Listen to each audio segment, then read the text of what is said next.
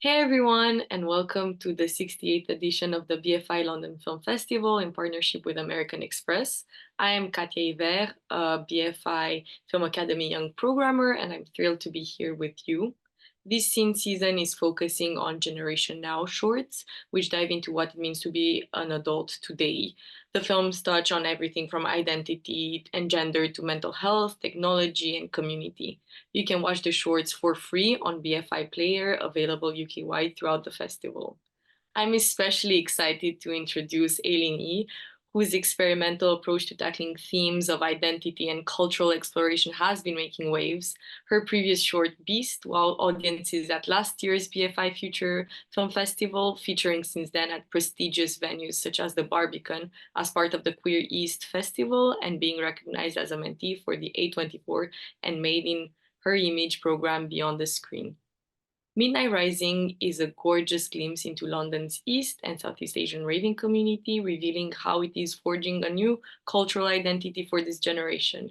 If the film is at first very poetic and abstract, it shifts then into something very more much documentary style, combining the dreamish image with the realness of the people that feature in it.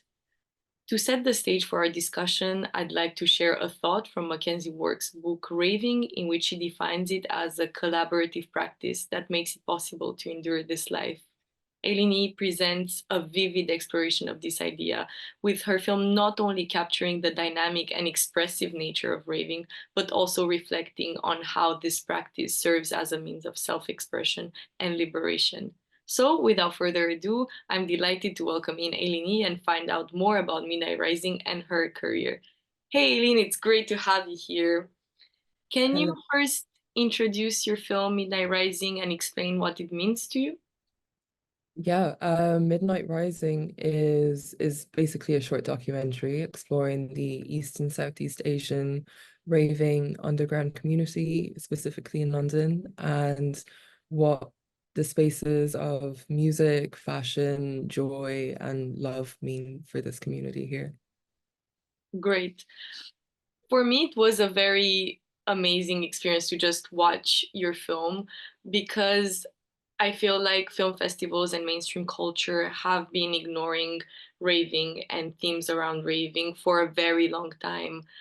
Even though your film isn't an apology or an explanation of raving, you do engage with its very unique aesthetic universe. What were some of your inspirations for creating the film, and how did you more generally prep for the film? Well, it first started when I came across Jenna Kiru's Black to Techno, another short film that's focused on the inception of techno music. And it also just got me thinking about, like for me, like and for my community, what this scene looks like because it's still quite recent. And I was trying to find visuals and research the histories of decades before, and I couldn't find anything that substantial, even though I knew in the back of my mind that these spaces still existed, but there wasn't kind of a visual document detailing this. And then I watched Riz Ahmed's short Daytimers, which is also focused on the South Asian kind of club scene of when he was growing up in the 90s. And of course, Paris is Burning, like the most iconic one.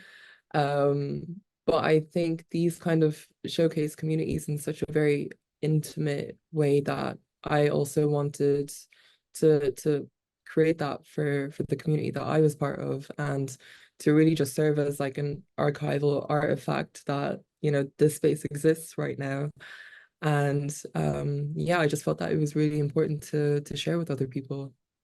That's amazing. And I think what's amazing as well is that you managed to film a community that has been often scared or very shy regarding cameras and being filmed. How did you convince people to be on camera, and how did you ensure that the intimacy of the experience um, was ensured and protecting it from revealing too much? Well, yeah, I think you're definitely right. Like, even myself, like I go to these spaces and whenever like I see someone pull out their phone or pull out their camera, I also just feel very hesitant. But I like for me, when I approached the people in this film in the spaces, had already established a relationship with them, and I was also quite honest as to why I wanted to do this. I didn't say or like think that I wanted to showcase this at festivals or to put it out there for public exposure. It was really just for the community to watch this and to have it.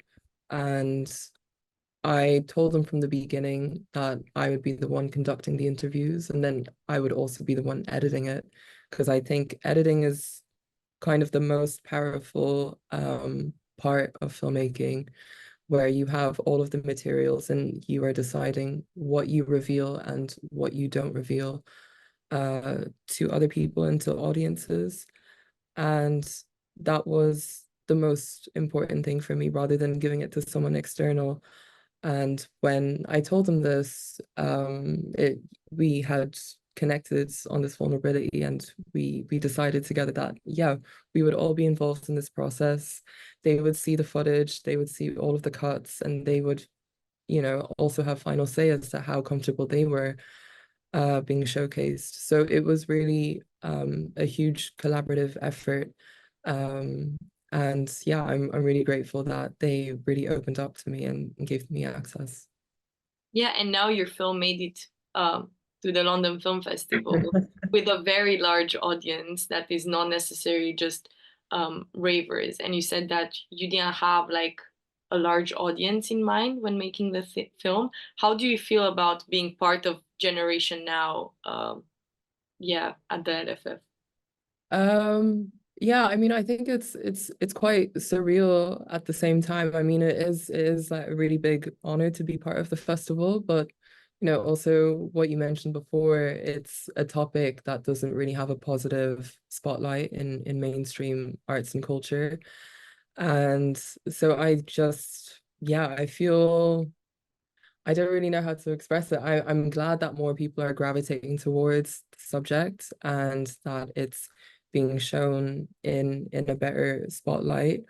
But at the same time, I'm just hoping that it doesn't kind of get lost in the conversation or it doesn't kind of lose its potency of how much effect it has for these communities and that these are still very sacred spaces. And yeah, I'm just happy that other audiences will get to experience it and hopefully they will like to go raving afterwards too. Great. Hopefully. I want to talk a bit now about the format and the different forms that you use throughout the film. So, what struck me at first was the idea that we didn't know if the film was happening in the space of an hour, a night, a month. And this is because of the repetitive dancing, but that is broken by the different formats. How could you elaborate on the modalities used behind filming the dancing and how did the editing process go? Yeah, I mean, it was a lot when we were shooting. We shot on four different formats. We shot on 16 millimeters, Super 8. We had like a big Sony camera as well, and then we also had a little DV camcorder. And when it came to like coming up with the film and like how to shoot it, when I've watched previous docs or footage before, there's only so much of like clubbing or dancing that you can watch until you're so overstimulated or overwhelmed. And I think for this, I wanted to just really make it more experiential. And like you don't really know the time spaces, you don't really know like it's completely non-linear. And I think that's also the feeling and experience you get when you're in these spaces yourself. So trying to figure out the best way that we can, first of all, not make it feel overly repetitive or boring, and also kind of bring you on this journey of what it feels to be in this state of mind. We decided, yeah, to go a little bit crazy and shoot on four different formats. And we were running around and constantly changing cameras because these environments are also so textural, and there's so much heat and different atmospheres and sweat and everything that's going on, that we found that being chaotic in a chaotic space was the best way to do it. And so we would also give the small cameras, like the Super 8 cameras and the DV cameras, to random people, also to PAs on set, and just say, go inside this mosh pit or inside this club right now and just run around and shoot whatever you want. And it was really liberating because everyone was able to capture their own POVs of how they feel when they're inside these spaces. And yeah, so all of the footage is a culmination of how everyone feels when they're partying together as well. That's very cool. But how about the editing? Because then you have like a lot of footage of just like a lot of random moments. How do you structure it? Um, I mean, I think in terms of structure, because we wanted to kind of create this psychedelic effect, we were just splicing all different formats together. And it's I was just trying to envision, like, how do I see these nights when I'm in them myself? Like, how much do I see? How crazy are the lights?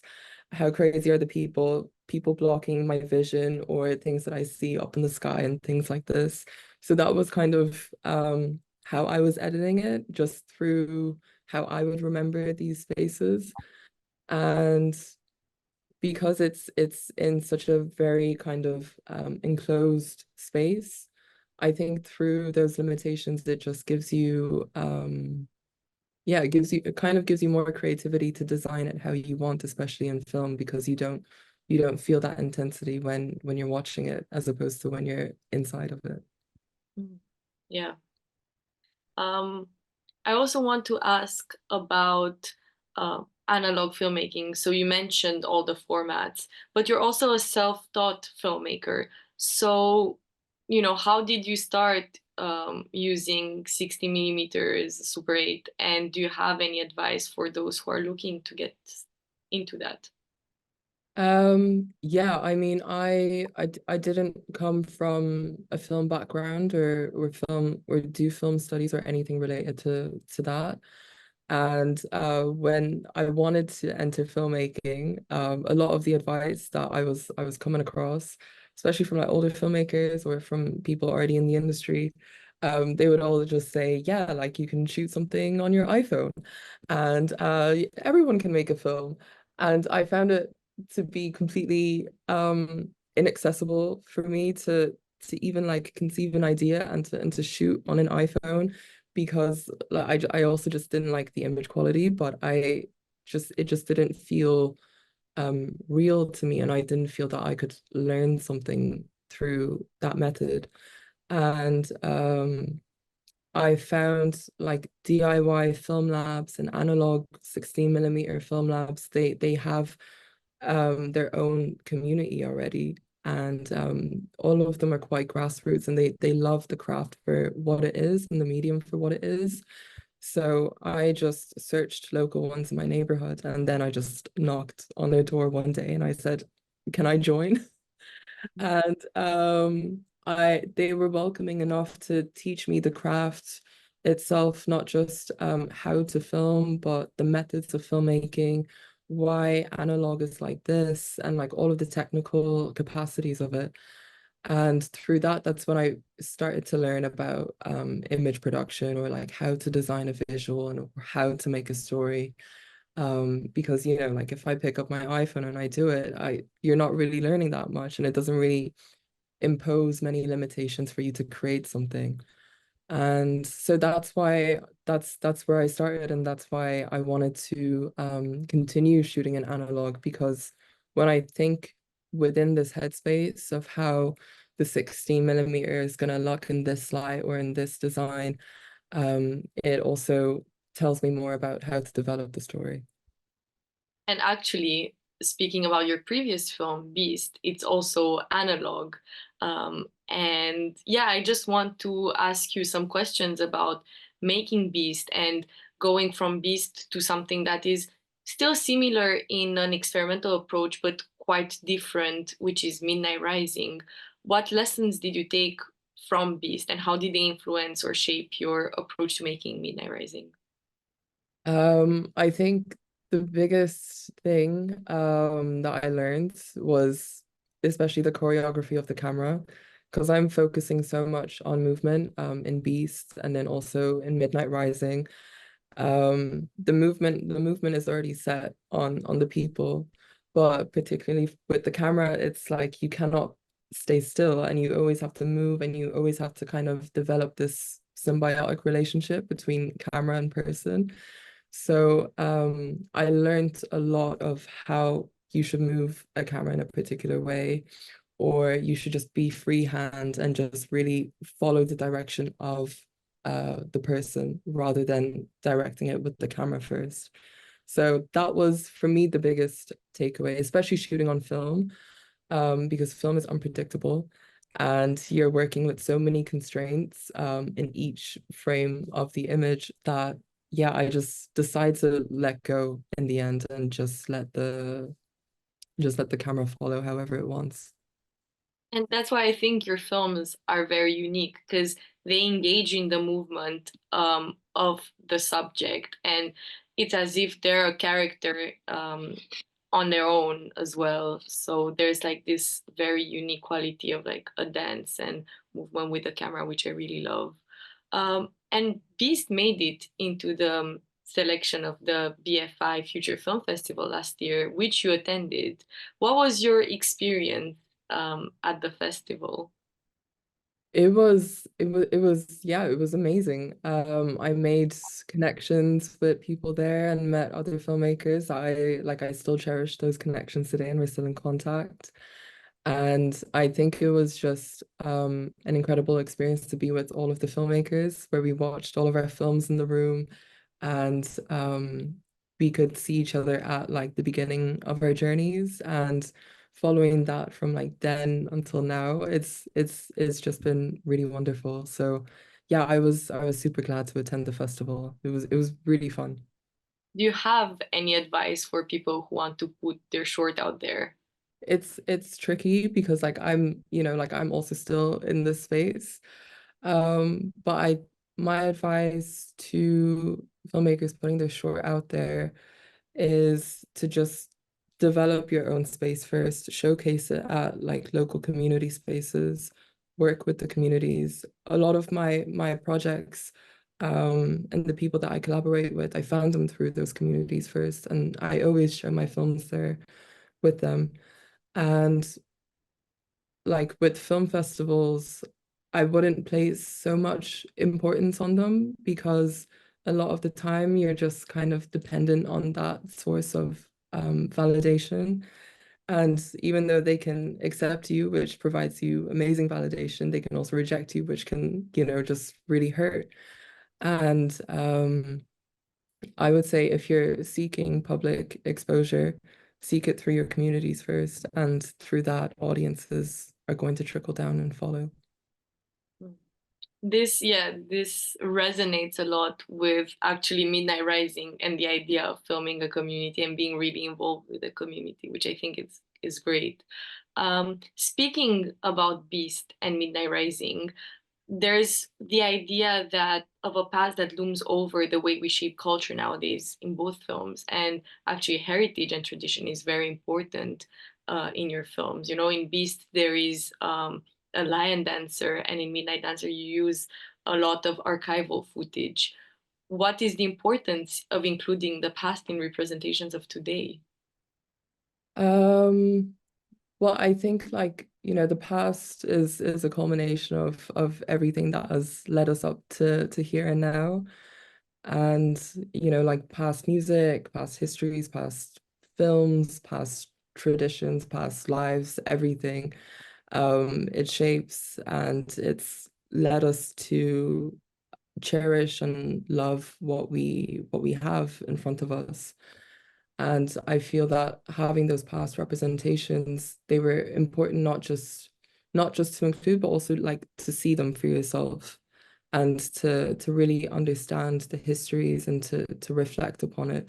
Because all of these things that we're doing, I never think that like we're doing something new or is something innovative. It's always it's built up on top of something that's been developed before. And it's really just paying homage to all of these past representations. And I guess in this context, with the histories and the visuals that I've shown in Western contexts, they've always been contextualized a very particular way.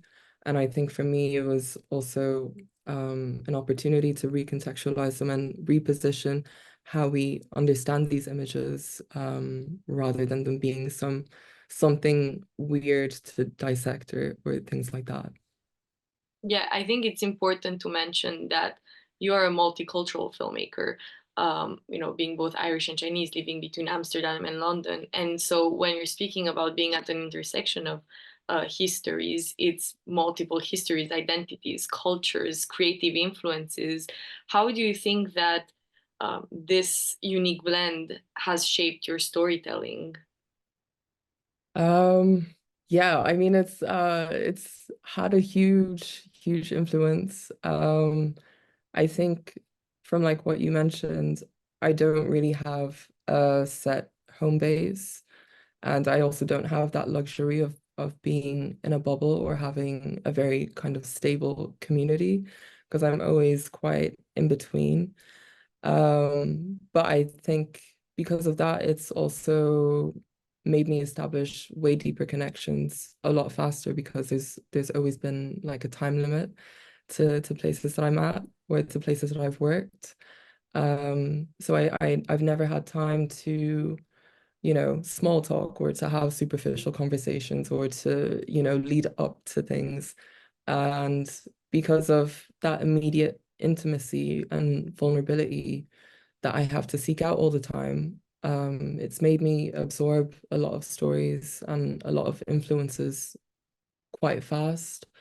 And because I'm not, I guess, in particular bubbles, I'm able to observe things from like all different sides, which has been extremely influential in terms of what I wanted to tell and like the ways I wanted to tell stories.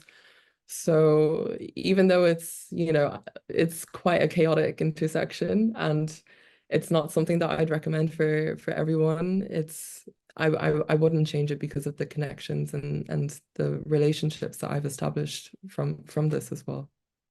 Definitely. And it's also, again, the limitations that make you great, um, just like with film camera. And the last question, what next can we expect from you? I'm currently finishing up another film project. Surprise, surprise, it's about movement as well. And this time I worked with professional dancers and we are trying to do something quite different in terms of just like how we're presenting the film. So we're trying to do it in more of an expanded cinema context. And yeah, it's going to be coming out next year, so I'm really looking forward to it. Excited to watch it. Thank you again, Aileen. Thank you for everyone who watched the interview. You can watch Midnight Rising and other Generation Now shows for free on BFI Player, available UK-wide throughout the festival. So make sure you watch them before the 20th of October. Our next scene interview will be released on Thursday, October 17th at 4, where Elijah will be talking to Matty Crawford, director of Stomach Bug. Don't miss it.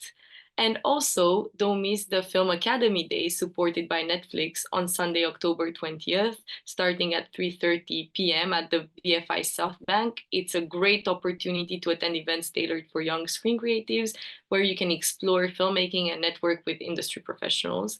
And if you're interested in seeing more from the young programmers, join us on the 19th and 20th of October for events covering a wide range of topics such as filmmaking in Celtic languages, feminine body horror, depiction of protest, and HIV/AIDS in film and television, all part of the LFF for Free program. You can find all the links in the bio. Until next time, bye!